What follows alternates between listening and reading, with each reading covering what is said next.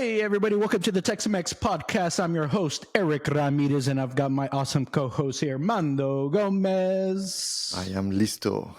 Listo. All right. Well, we've got episode 33, number 33. You know what? Let's get into it. Dale.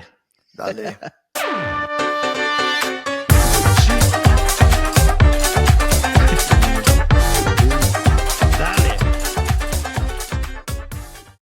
Hey. Dun, dun, dun, dun, dun. If you had one shot, one opportunity to seize everything you ever wanted in one moment, would you capture it or just let it slip? Man, Famous I'm glad that you're an Eminem. Lose yourself. Because I don't think that you have an artistic career, man. I didn't get the rhythm on that, huh?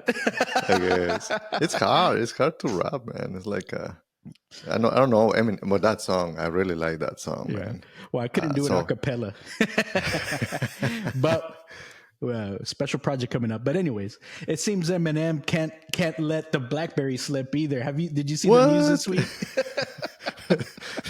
Those things, they still exist? Is he using it like for personal protection? Exactly. You know what? So for those of you that haven't seen the story, you know, there was on TMZ actually, someone clipped a photo of Eminem. It looked like they were on a subway or something. He was like using his Blackberry, and I'm like, okay. One, do Blackberries still even exist? And what are they going to connect you to? Do they still have the Blackberry network? I have no clue. Like, what's it's probably up still GSM, right? Like maybe 3G or whatever. I mean, he's sending SOS messages or what?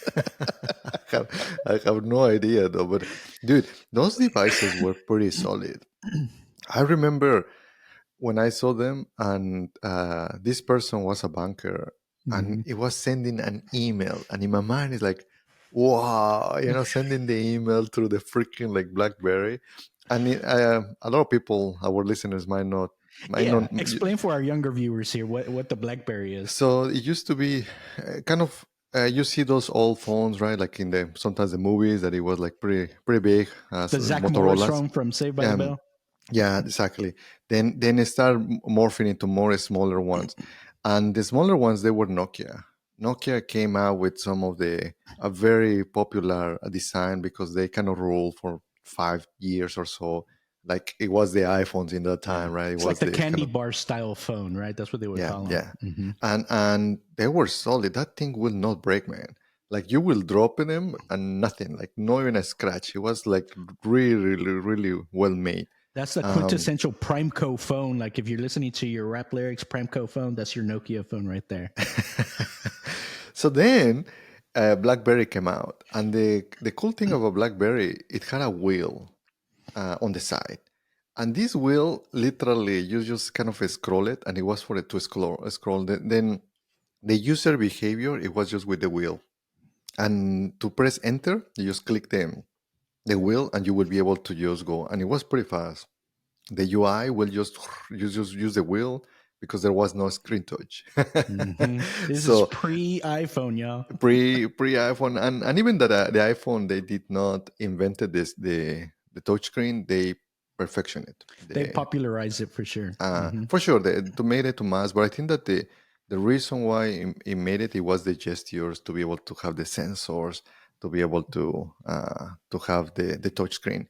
But anyways, the BlackBerry, the other thing that it had, they realized that it was too slow to use, kind of have the wheel to be able to type. So they added a little keyboard. But the funny thing is that a real like keys, right? Because clicky, right? Hardware. There was no touchscreen. But a lot of people really, really like it. It just became like the staple for business people, and you'll see them around. I don't know, man. I don't even know. It probably was in 2000s and early 2000s, I think. Yeah, it must have been, you know, and it became like, it was like that power symbol. Like, oh man, this guy's got a Blackberry, you know, he must be doing serious business because, you know, he's got the clicky keys and everything like that. And like you mentioned, the Nokias before, they're candy bar style. And hey, I had a Primeco phone. I actually never had a Blackberry. I skipped from like I went from the Nokias and then into Android, kind of like that. I had a Droid that had a physical keyboard also. I Mm, forget what they called it, but it was before the Sidekick or something like that. It was before mhm, that. It was the first Motorola Droid, and it had like a slide up and mhm. had a I physical remember those. keyboard. It could slide down. I have it in my I, cabinet. Actually, I I could I bring it did out. have all of them. I had the Nokia. I had the Motorola, this flip flop one, right? Yeah. And it would say "Hello, Moto." So, and remember, Motorola was acquired by Google. Yeah. So I think that they The sold it Moto all. Droid, I had that one also. I think Sandra got one of those. Hmm. Cool. Yeah, lots of phones. But anyways, so Eminem, he can't seem to let it go. It was just kind of hilarious to see this picture, man. He still got that Blackberry. But I did recently see that there might be, everything that was popular, 25 years ago is coming back again. I don't know if you Hmm. noticed. So there It's might be vintage. some as vintage now. There might be some people. Maybe this is like a marketing ploy here. They're trying to bring back the hardware keyboard onto some of our phones. Uh, I think that is security. Mm. Like the guy that he was writing. I'm not sure if you saw the Game of Thrones show. Uh-huh. Um, the guy was writing the game, literally GOT, Game of Thrones, on an old computer, like no internet, and that was literally the reason why he was just using it almost like a mechanical like typewriter. So maybe also Eminem is like, no hacker is gonna have shit like to be able to break into my freaking like I'm sh- BlackBerry. I'm sure that's what it is, right? Well, actually, part of the whole BlackBerry lore was that the NSA was able, like, they had a back door or something, and they were able to read all of your emails and they could read your texts and your SMS. So that I think that fed into the whole thing of BlackBerry just kind of disappearing. They had very very high usership. I guess they didn't capitalize on it. They said the new technology, we're going to stay in control forever. And that didn't happen. So Research in Motion is the name of the company that owned BlackBerry, right? RIM, RIM. They're the ones that they didn't keep up with the times. They didn't take the competition seriously, and they kind of went into nowhere. Of course, Eminem still uses them, but eventually their whole network shut down, and I think it shut down a couple years ago even. So Hmm. I don't think you can, you know, you can't even send emails and stuff like that through their network. I think there were some plans to try and resurrect it, like on 5G networks and stuff like that, but that all fell apart. I don't know what's going to happen, but I don't even think the business is still alive. It might be shutting down or going bankrupt or whatever the case is. They're probably being sold back and forth. See if someone can use the branding. But Yeah. hey, do I you have mean, any Nokia. technology that you're holding on to like that? Oh man, I'm trying to see. I don't think so. I throw away things, like they are too old. Because to be honest, it's like they serve the purpose. I think that the maybe one of the ones that I haven't used it, but I still have it is my 3D printer.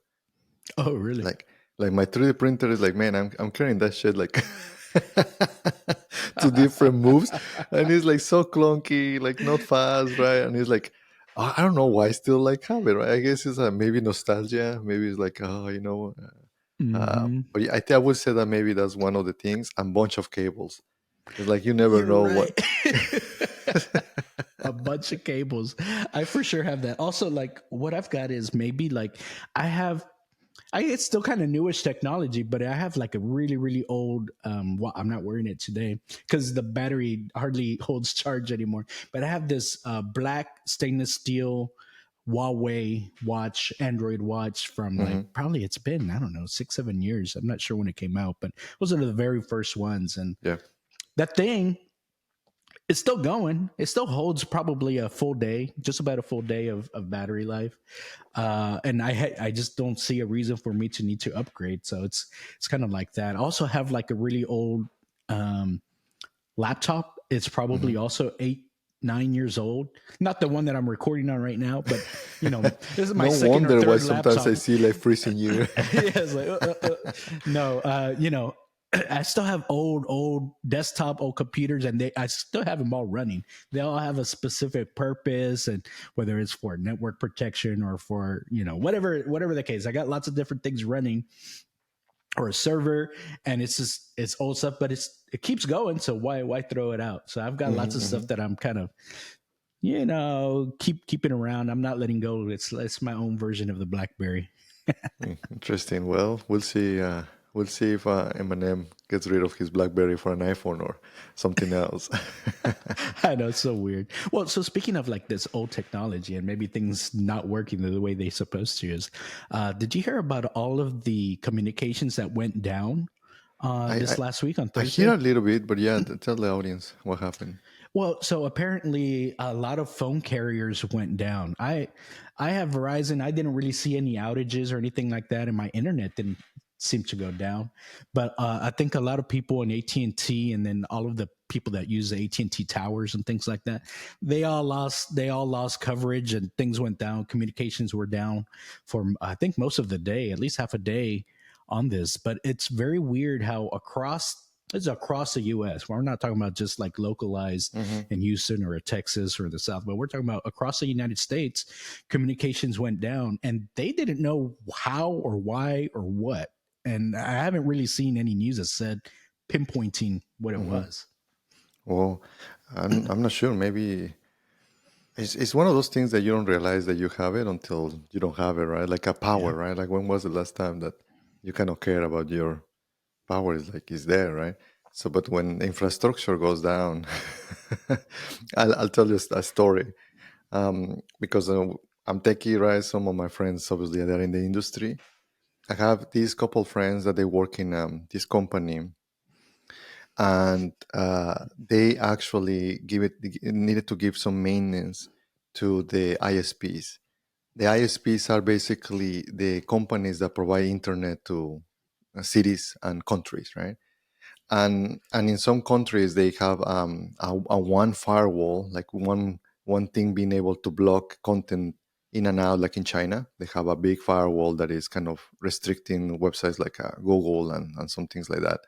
Anyways, my friend was doing kind of some maintenance, and he had a typo in one line almost of code. Phew! He shut down the whole city, man. Oh no. And then he's like, oh, he started freaking out. Then they were able to recover it like in 10, 15 minutes, but like the whole city was down, right? And this is like, yeah, I'm not gonna tell the company, but he got fired.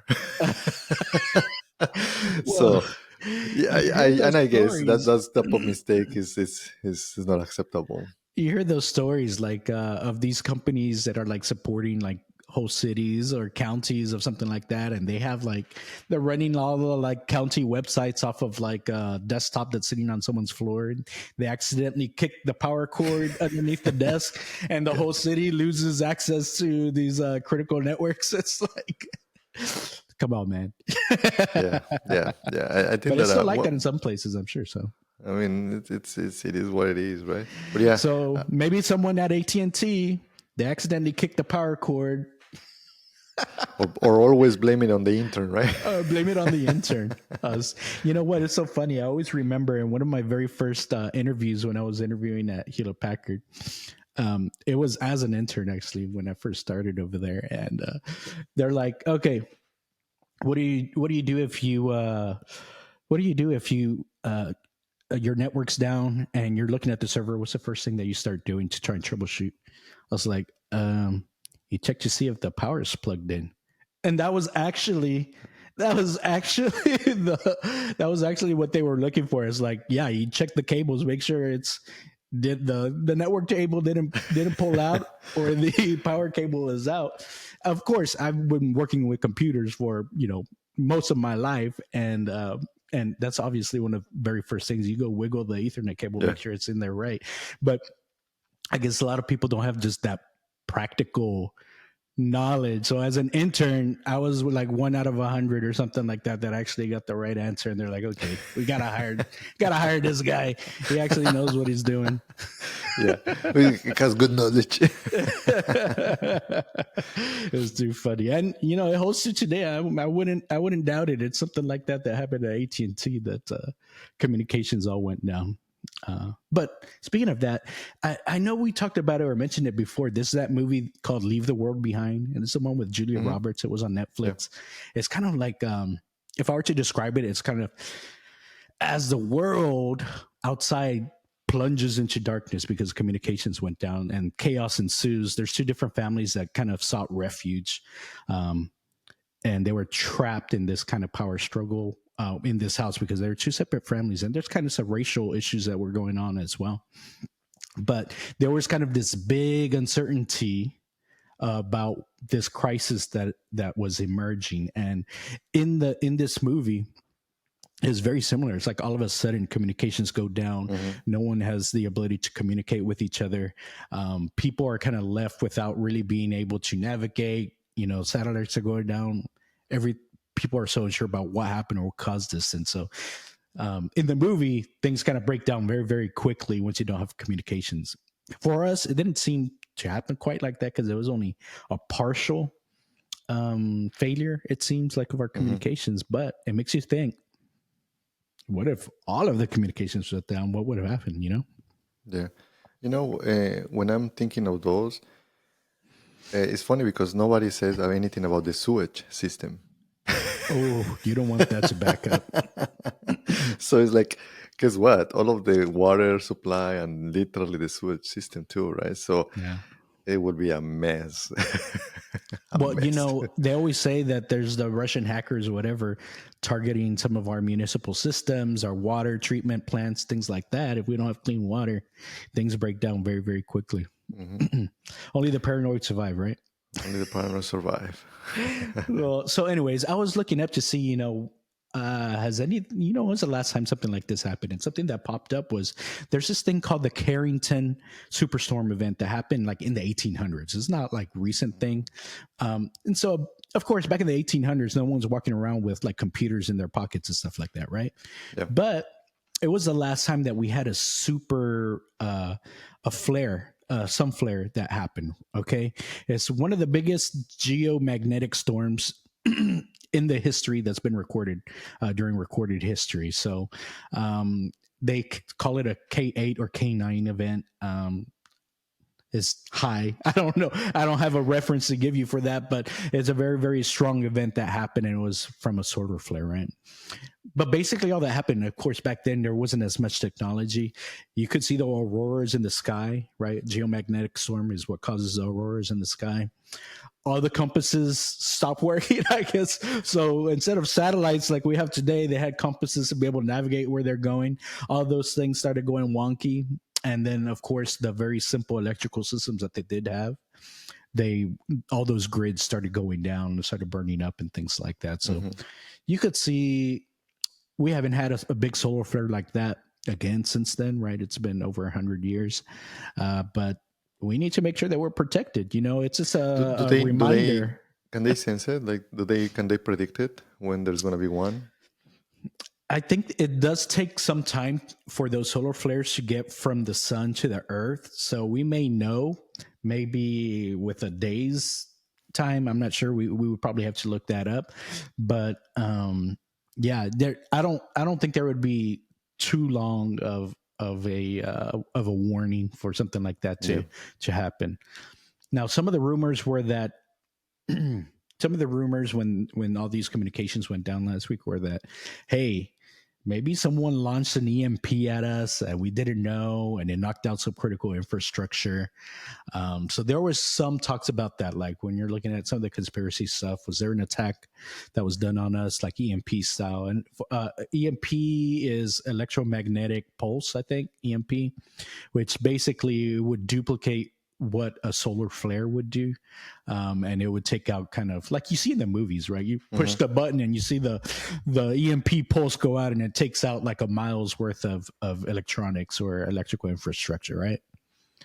So people were thinking it was that, but someone pointed out that there was an X class flare the day before, a 1.8. So if we're on the similar scale of the K8, K9 of that Carrington event, this was a 1.8 or maybe close to a 2. Very, very small in comparison, but still releases a certain amount of radiation into the environment. Maybe, you know, some of our infrastructure got affected by that. Something happened. Usually they say it's enough.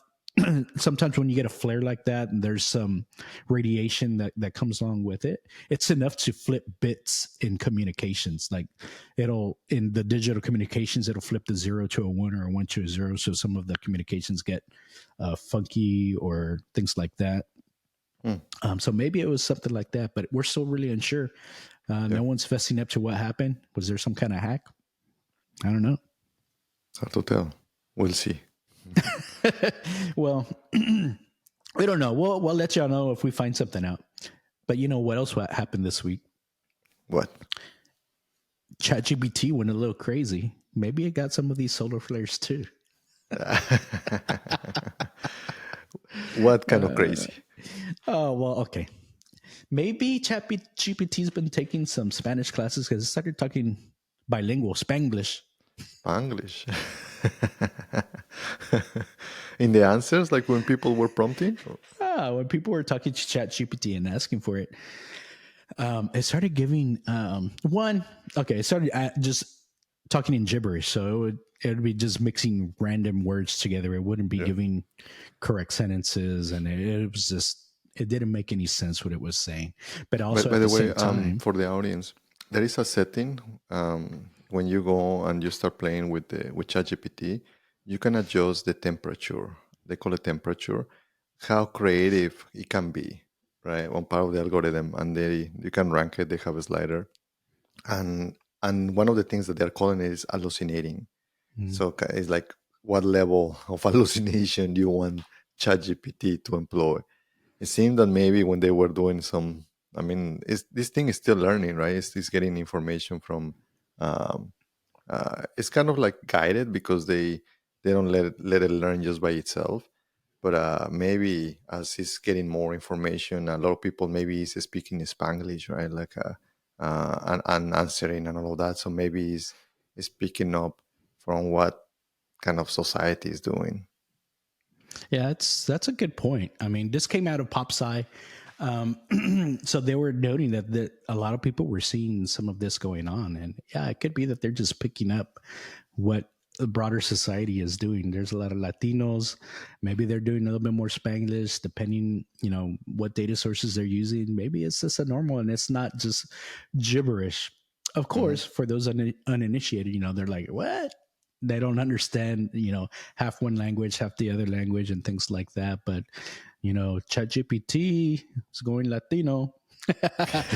But and also that what they noticed also, it's like they felt that ChatGPT was getting a little lazy. It's kind of funny, no? Like you're attributing these I did human notice that before when I characteristics. was playing, Mhm. you will give a piece of code, and it will get back to you the same code with the modifications. But now it kind of only gives you the scaffolding, and kind of maybe the reason why is because they don't want to use all of the compute, and probably maybe that kind of was a modification from OpenAI, because I did notice that difference too. It used to give me the whole answer, and now kind of gives me kind of a snippets of the answer.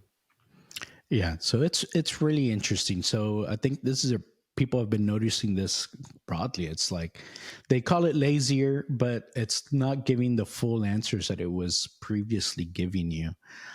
So like you might have to reword your prompts a little bit, or you might have to string several prompts together to get what you want out of it.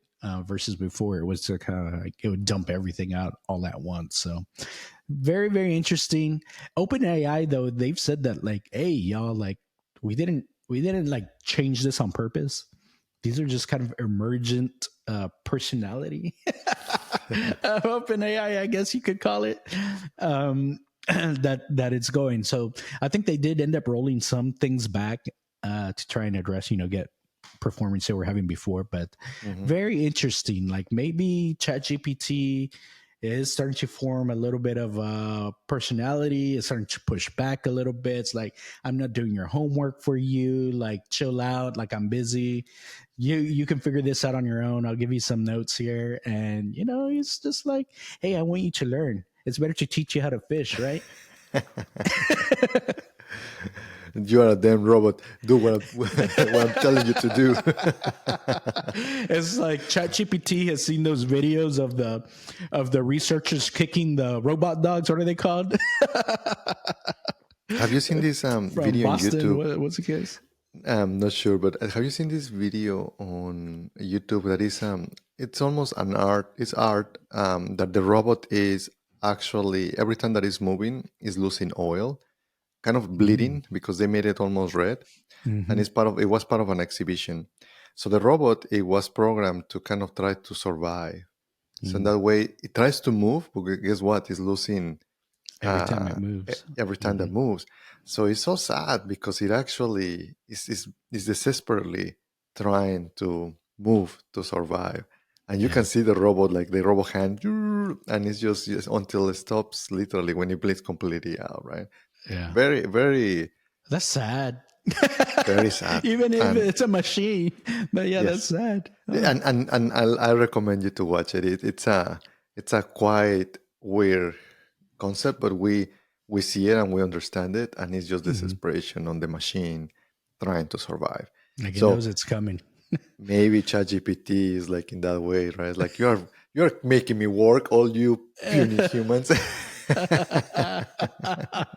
Ay, ay, ay. This thing's getting to be something. I'm telling you. Well, Yeah. in other news, though, kind of in the AI world, Google also was experiencing some interesting things with their image generation. You're familiar with Gemini, right? Have Mhm. you seen what it was going on? No, know about the images. What happened with the images? Well, so Gemini basically their image generation, which they just recently started opening up, they said some people were saying, "Hey, it's kind of being a little bit too woke." So we're like, what? Okay. What does that even mean? So, so typically, when you're prompting one of these AI image generators, like, "Hey, create me a picture of a World War II vet" or something like that. Okay, it it might it might make a picture of a white dude in an army uniform, whatever.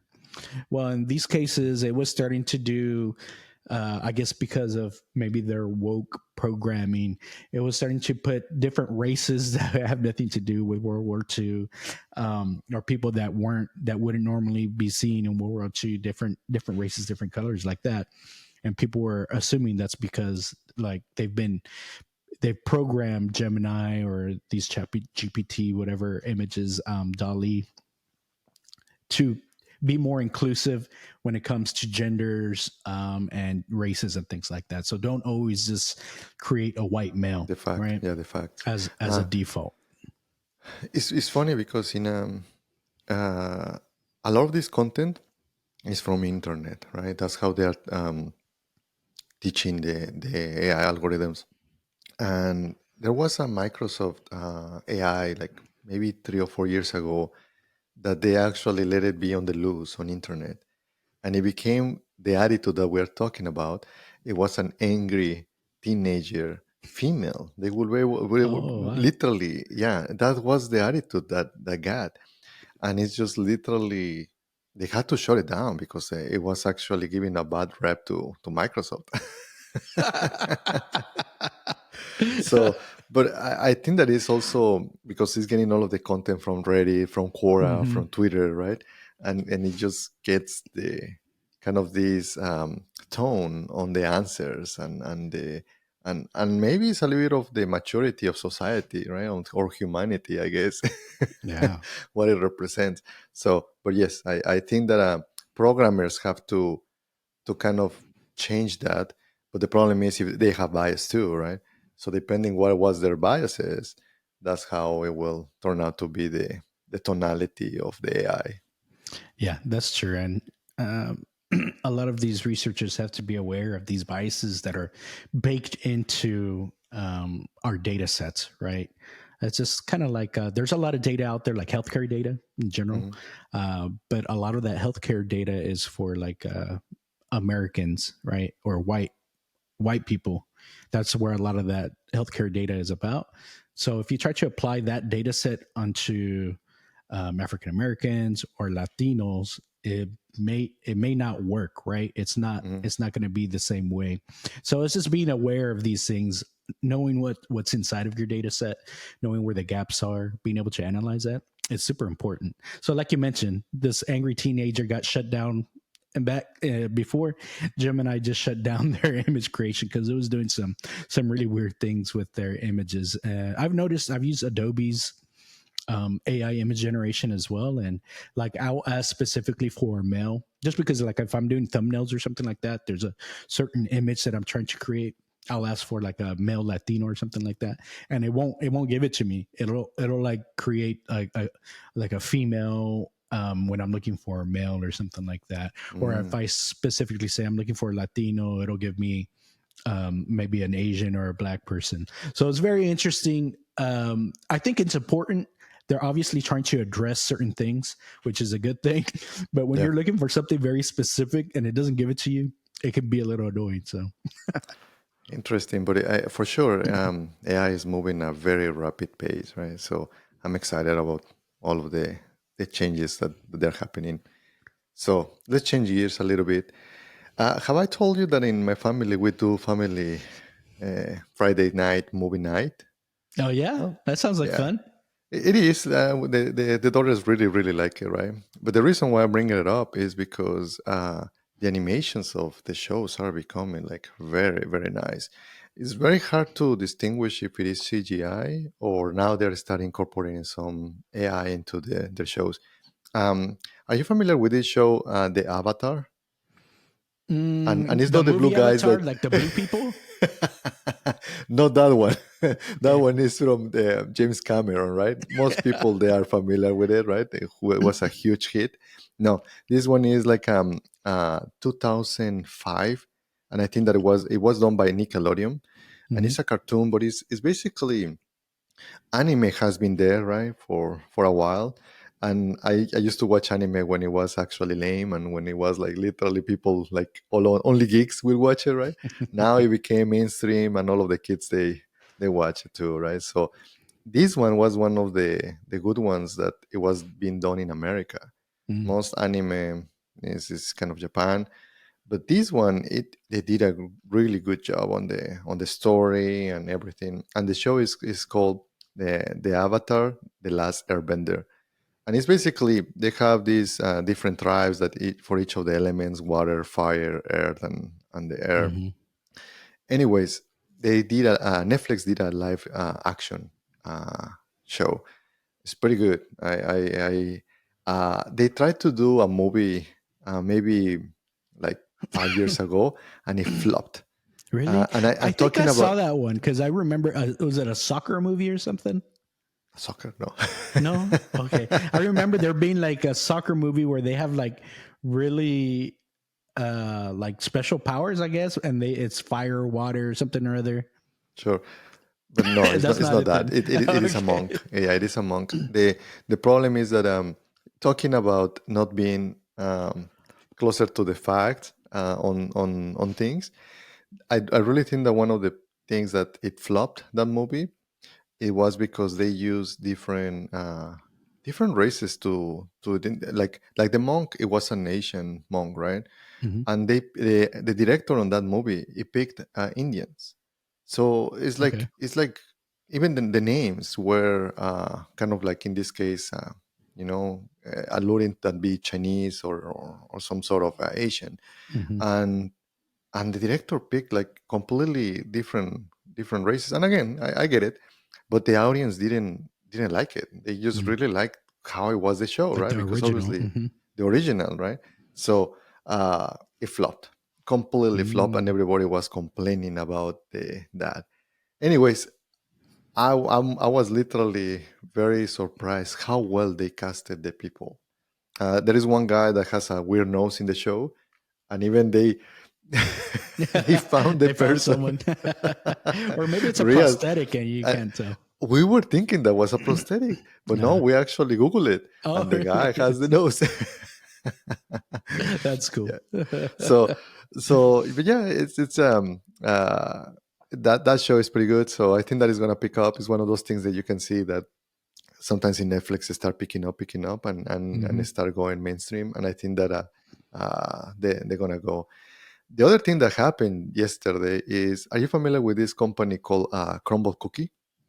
I think I may have seen them. Yeah, they're popping up everywhere, right? Man, and they're not cheap cookies, right? For me, I'm not a fan of cookies. For me, they taste like Hmm. just dough. But it's part of the tradition in the house that to be able to have a, Friday, you do maybe ice cream or treats or anything like that. Hmm. But the interesting thing here is that they are actually having a tres leches, and you might be Ah, thinking like, it's like a cookie place. Well, actually, this is the first non-cookie treat that they are offering, hmm. which is basically Latino culture, man. I mean, who doesn't know a tres leches, right? they And that's they are smart. targeting, yeah. Hmm. Yeah, that's smart that they're targeting. Like we've been saying, like there's a lot of money within the Latino culture. We spend a lot. We add a lot to the GDP. There's a lot of money, and especially because we focus so much on the family time, on these experiences. I think it's a genius idea to try and target something like that, especially with like tres leches. Though for me, tres leches, it's gotta be like really good for me to really be into it. Was it pretty good? I'm It assuming was you got good. the It, tres it leches, was not right? the best tres leches ever, Hmm. but from a cookie place, it's very decent. Okay, from a cookie place, I it have was to it add, was good enough. there is this thing called cajeta. Are you familiar with cajeta? Oh yeah. It's a goat's milk. Hmm. Literally, they kind of burn it and to make it like sweet It's and almost kind of like caramelized. almost like a caramel, right? Almost, it's kind of Yeah. that texture, almost that Color flavor, texture is but kind of similar. but it's brownish, right? Right. Hmm. So I have to add some cajeta on top of it, and Oh, it do you made have it the better. HEB squeeze bottle of the Yep, cajeta? yep, yep. Yes. So, and that kind of, it was a solid 7, and that brought it probably maybe a solid 8. Yeah. Oh, So, that's good. but yeah, it surprised me. So I started doing some research on Crumbl Cookie Hmm. company. First, it just grew very fast, Mm. and no wonder. I mean, it's like a $5-6 cookie, right? It's Yeah. pretty big cookie. The other thing is it's a franchise, and they charge between 800K to 1.5, 1.7 meals, depending on the size of the location and Isn't all that of the that. cost of a McDonald's or a Chick-fil-A? Yes, that's basically, and they make all of the products there, and I think that Hmm. that's kind of the business where you go into the place and it looks like a decent operation, like, and it's beautiful. It's beautifully made. They have Hmm. like the pink, very vibrant pink color, and with black, so it's a very modern design. And also the surprising thing is all of the technology around it. Mm. You have to have like a mobile app. They also have Yes. a marketing machine behind it, right? Like they are creating like a, every month they have new cookies, right? Like so in that way people like, oh, what is going this way? This is not the first company that does that. Here in Texas we have this company called Torchy's Tacos, and again another company that is kind of just getting ideas of Hispanics, and they are making their own twist, right? Hmm. And for Torchy's Tacos, they are creating a taco of the month. And for some of us Hispanics, like, what the heck are these guys thinking? They've never been in Mexico, I guess, because Yeah, like these aren't the tacos that I'm used to. they are like, look, listen, like my daughter, like last time, like 2 weeks ago, she grabbed like a taco that had a churro and Like a also dessert chicken. taco. No, and Oh, it's with like, chicken too. yeah, with chicken, and I guess it's very similar to chicken and waffle taco, I guess. I get it. Okay. But still, for me, it's like, oh man, those flavors. These guys never been in Mexico. Hey, it's fusion, right? Is It is Mexican fusion. It fusion, I is. guess. It's a Mexican fusion. But yeah, it's just interesting how these companies are using some of these things to target a broader audience, right? Yeah, that's really cool. Well, I also started looking up once you mentioned it. Yeah, these franchises they seem to be doing pretty well. Like it looks like you mentioned it's almost $1 million for the franchise, but they're making about on average over 1.5 million. Like, and Hmm. the range is the minimum you're making at least 600K revenue, Yeah. but some of the top ones are making $4 million revenue a year. So Ooh, yeah. that's pretty good. So I said, I've seen these pop up a couple places around Houston. It looks like they're ranked almost in the 100 spot there for franchises. If you guys have ever looked into franchises or purchasing them, they've got a ranking of how hot these are and where they're popping up and how they're growing and things like that. So it's pretty good. They're the top, close to the top 100 there for franchises. So it's pretty good. It seems like they're trying to expand and get their footprint out there. Yeah, it's like this business. It was from two Mormon kids. They I think they were cousins from Utah, and Mm. they know how to make cookies, man, because they cannot drink or do a bunch of things, Oh, right? you're So right. so they and we have a lot of Mormon friends, and yes, it's always cookies in parties and things like that. So I they see. perfectionist the recipes, I guess. That makes a lot of sense. That's pretty cool. I think I read some of the history, right? These two cousins, like, they were just like, it was a big part of when they were getting together as a family and things Hmm. like that, right? Is like, it makes sense. It's the cookie. Let's get these cookies. And I think they started out with these chocolate chip cookies, of course, one of the favorites. But I really was interested in a lot more in kind of their more crazy things. I'm not big on chocolate chip cookies, Hmm. but the others seem pretty good. I think I saw like a cookie inside of another cookie or something like that, where it was a filled cookie, had some jelly or jam in there that was pretty good. So pretty interesting, and it's good to see that they're growing. There's lots of different concepts out there that I've seen, like with donuts. I've seen a lot of things like that are very similar, but it's good to see that there's things expanding into cookies. I mean, for me, the more dessert options, the better. I love getting a snack. Just like you guys, we've got family dinner a lot and things, and we're always looking kind of for the next thing, or something different to try and do for dessert. So maybe we'll grab a dozen, or they tell them in 6 packs or something like that, right? Yeah, yeah. It's a you can get as many as you want, right? So, but yeah, the technology around it, even ordering. My wife, she ordered for me, and I went to pick them up just through the link, right? Everything just very well organized and very efficient. So, uh, happy to see all of these type of companies leveraging all of the technology. Yeah, for sure. That's pretty cool. Well, moving on to some Bitcoin news. It was kind of a slow week, and just in general, I think Bitcoin has been going largely sideways, just like the week prior. We're kind of within the 50K to the 53K mark, just kind of bouncing up and down. So looks like we're in kind of just in a bit of a accumulation phase with Bitcoin. But most people wouldn't characterize Bitcoin as being a failure at this point, right? However, those salty people over in the You European know who are Central the salty Bank, people? The ones that didn't got their own Bitcoin. I think so. Well, Christine Lagarde maybe did not buy, or she probably secretly did, but she's got to play the role here. She's saying that Bitcoin didn't fulfill its original intent of being this fully decentralized company, right? I Hmm. think what the real story here is that she's mad that we approved these ETFs because now there's a ton of money flowing into the space. I think we're seeing $200-300 million a week or at a time between these ETFs going into Bitcoin, and it's very hard for these central banking institutions because they want control over the money. That's how they control the Hmm. people, right? And Bitcoin is making it very, very hard for them. And especially, it's a little bit different for the U.S. Central bank because the U.S. is very, very, very powerful, right?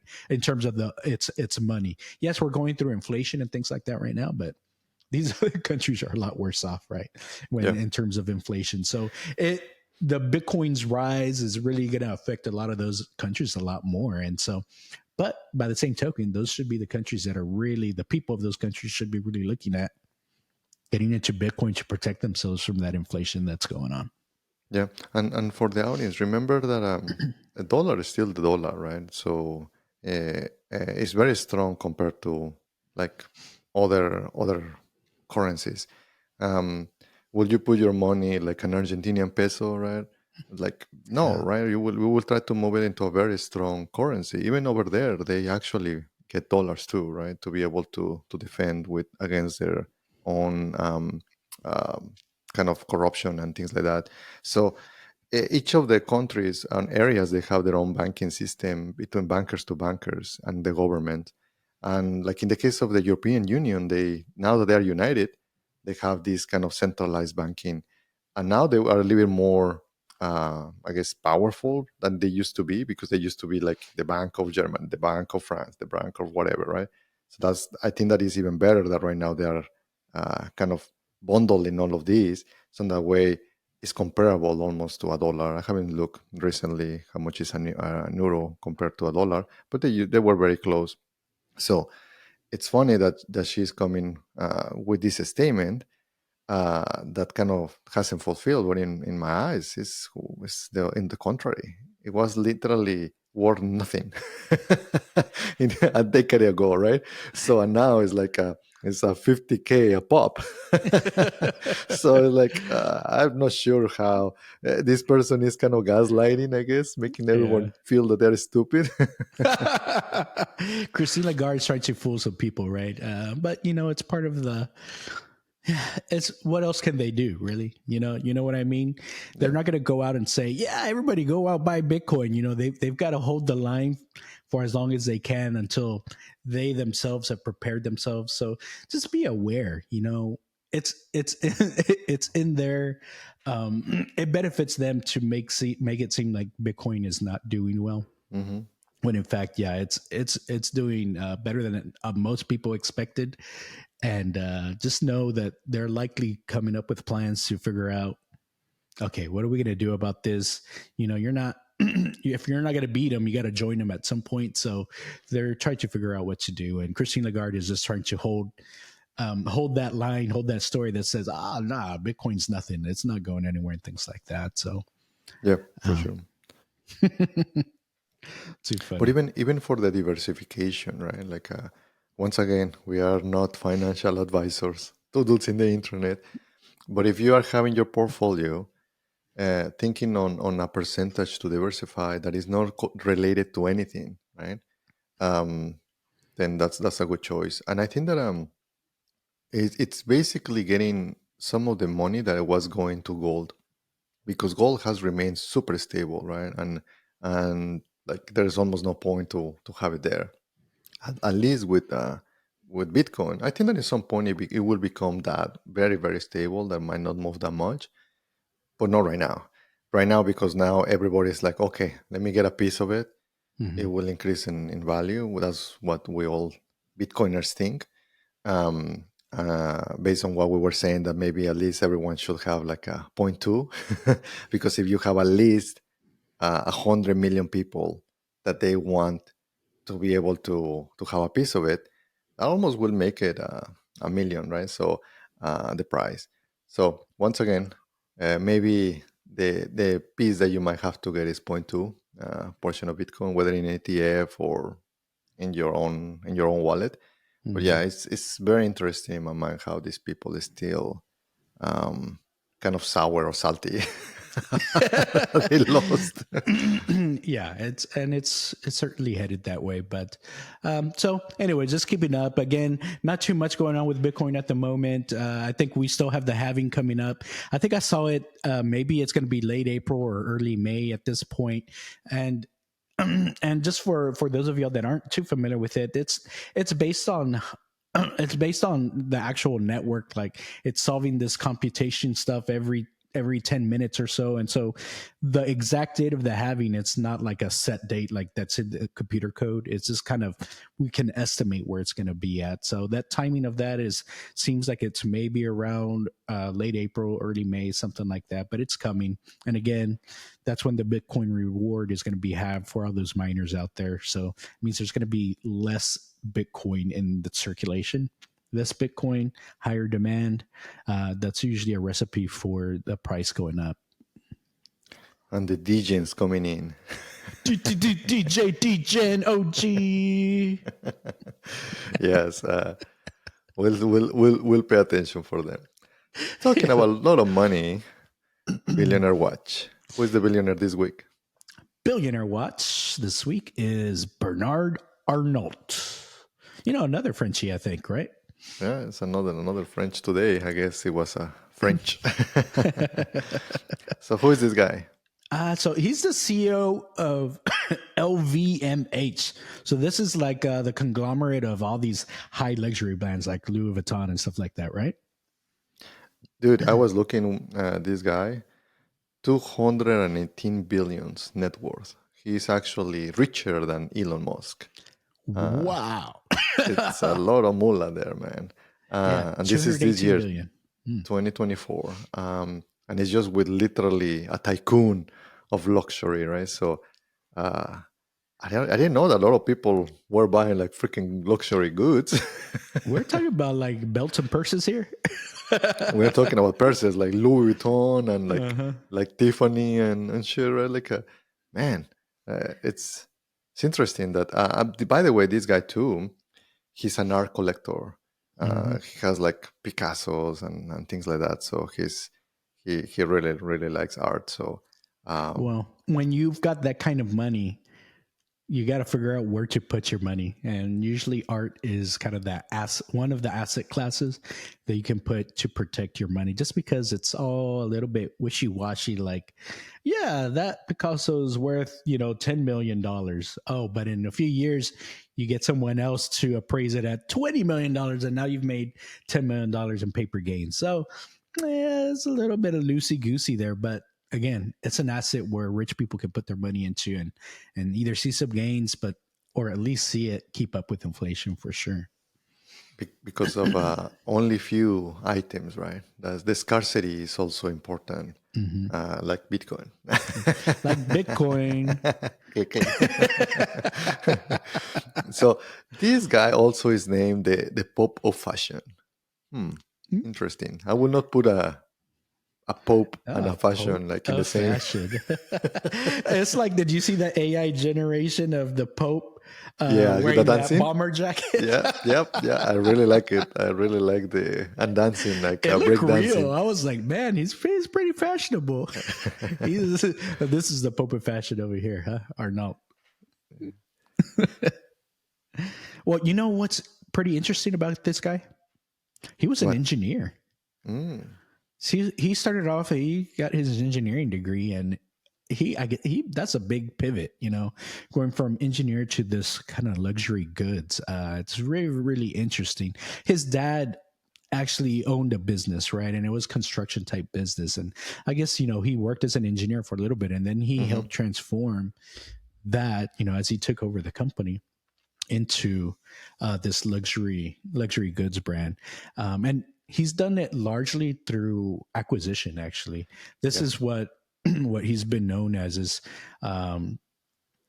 he's basically buying up whatever luxury goods brands he can. And if you're in it for a long enough game, just because with the economy goes up and down, there's certain cycles that we go through. Luxury goods are usually one of the first things to like drop in value whenever the economy is not doing well. So he uses that as an opportunity to purchase. If you've just got enough money to be able to purchase these goods, One shot, one opportunity. One shot. Don't let it slip away, just like Eminem said. Yes. And so that's what he's done here. He even recently bought Tiffany's. I really like that brand though. It's a very classy, very, like all money. It's iconic. It's iconic. It's iconic brand. So yes, this guy owns a bunch of different brands and it's a stock.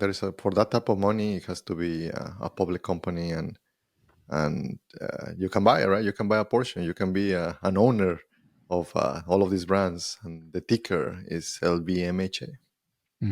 Yeah, it's pretty cool. So, anyways, we encourage you to kind of learn about Bernard Arnault. It's pretty interesting. He is the richest man in the world, at least at the moment. He's beaten out Elon Musk for the time being. And you know what? These luxury brands are just amazing. It's Dior, Louis Vuitton,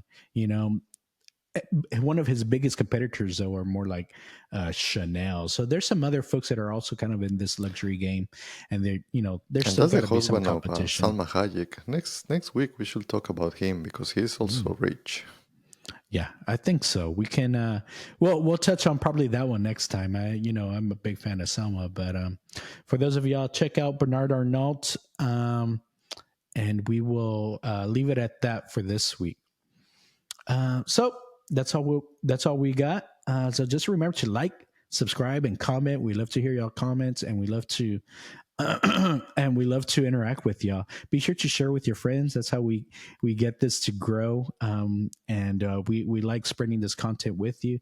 And just as a teaser, don't you know, pump it up. We're gonna have a video coming up for Bitcoin, so that's gonna Go be viral on coming up. Reddit. We're ready for it. We got y'all. All right, so we'll see y'all next time. Dale. Dale.